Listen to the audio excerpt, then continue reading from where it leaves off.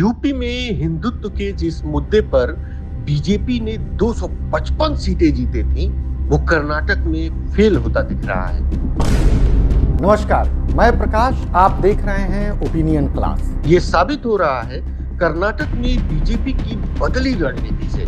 बीते 90 दिनों में पार्टी ने हिजाब, हलाल, अजान जैसे मुद्दों से किनारा किया है और डेवलपमेंट पर बात शुरू कर दी है। बीजेपी के सूत्रों के मुताबिक अगले 90 दिनों के बाद एक नई स्ट्रेटजी भी तैयार की जा रही है। इसमें डेवलपमेंट के अलावा जाति की राजनीति पर फोकस रहने वाला। अब कर्नाटक विधानसभा चुनाव में बमुश्किल 3 महीने का वक्त बचा है। दक्षिण भारत में सिर्फ कर्नाटक ही ऐसा राज्य है जहां बीजेपी सत्ता में है। 2018 में भी यहां पार्टी को स्पष्ट बहुमत नहीं मिला था, लेकिन कांग्रेस के विधायकों को तोड़कर बीजेपी ने सरकार बना ली। हालांकि इस बार जो सर्वे सामने आ रहे हैं, उनमें आंकड़ों ने पार्टी को मुश्किल में डाल दिया है।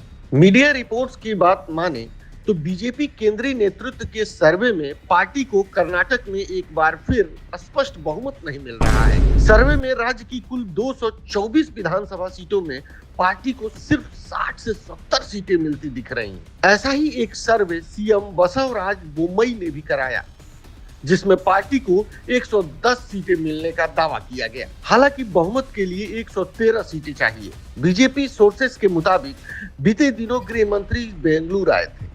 उन्होंने बोम्मई के साथ मीटिंग भी की और शाह ने बोम्मई से सख्त लहजे में पूछा था, जब पार्टी के सर्वे में 60 से 70 सीटें आती दिख रही हैं, तो आप किस आधार पर 110 सीटें जीतने का दावा कर रहे हैं। इसके बाद बीजेपी ने अगले 3 महीने के लिए चुनावी रणनीति में बड़ा बदलाव किया है। पहला बड़ा बदलाव क्या है? पहला बड़ा बदलाव धर्म की जगह अब जाति पर फोकस होगा। हिजाब, हलाल और अजान का इशू क्रिएट करके हिंदू और मुस्लिम वोटों को बांटने की कोशिश की गई थी। 3 महीने पहले तक यही मुद्दे कर्नाटक में छाए हुए थे।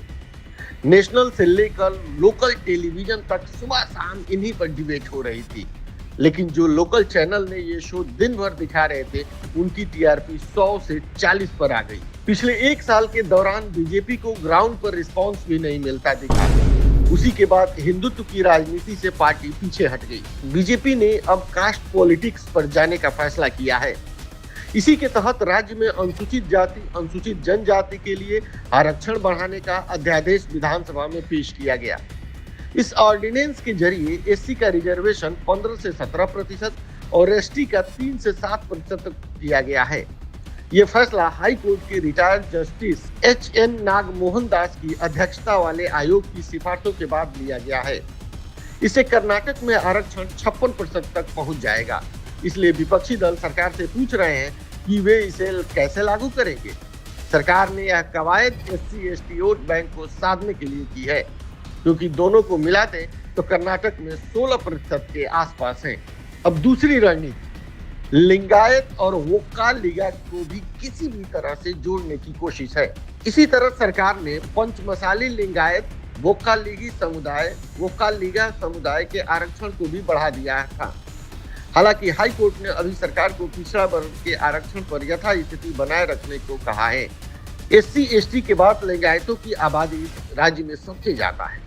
पंचमसाली लिंगायत में आने वाली सबसे बड़ी कम्युनिटी है, जो लंबे समय से आरक्षण बढ़ाने की मांग कर रही है। उनकी मांग कम्युनिटी को ओबीसी आरक्षण मैट्रिक्स की श्रेणी में 3B से 2A में शामिल करने की है। इससे आरक्षण 5 से बढ़कर 15% हो जाएगा। पंचमसाली के अलावा वाल्मीकि समुदाय भी अनुसूचित जनजाति के लिए आरक्षण को 3 से बढ़ाकर 7.5% करने की मांग कर रहा है। इसी तरह बीजेपी छोटी छोटी कम्युनिटी पर भी फोकस कर रही है। जैसे बंजारा समुदाय से खुद प्रधानमंत्री मोदी मिले थे। उन्होंने बंजारा समुदाय की रैली में कहा, एक पार्टी जिसने राज्य में सबसे ज्यादा समय तक शासन किया, उसने सिर्फ वोट बैंक पर ध्यान दिया, बंजारा कम्युनिटी के परिवार के विकास के बारे में कभी नहीं सोचा। अब तीसरा फोकस येदियुरप्पा।